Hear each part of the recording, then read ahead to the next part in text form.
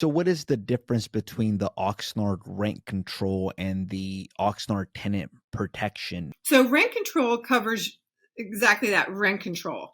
It says that the most you can raise rent one time a year is 4%. Now, if you decide you want to raise rent 2% and then kick them in with another 2% later on the year, you will not be able to do that. So you have a one-time chance at doing an increase every 12 months, and it needs to be for the 4% or less. But if you're under market, do it at the 4%. Whereas the Tenant Protection Act says, hey, everybody, you have tenants for life after 30 days, which we'll talk about in just a second what that actually means. And you have to pay out $5,000 or 2 months worth of rent, whichever is greater, as a relocation fee if you were to give notice to anyone to leave the property.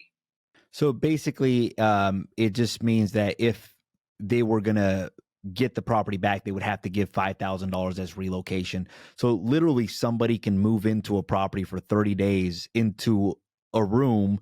If it's the third room that's rented, only be there for 30 days. And if you want to get them out, then you have to give them relocation money to do that. So my question to you is, what if the tenant is not abiding by the rules, or if the tenant is not current on their rent? Is this still applicable where you would still have to give them the $5,000 as a relocation, or is it not applicable because either they're in breach of the lease or they're not current on their rent? Okay, so that's called just cause. So a just cause eviction, everything's eviction now in the state of California, by the way. You're either just cause or not just cause. So just cause eviction means they have not paid their rent or they've done something against the lease. It's what I prefer to term it as: you've gone to court and you have a notice from the court saying that they have to move out. It also covers if the house is not habitable and it's been by eminent domain being taken back by the government. So there's those reasons that you would not have to pay out that money.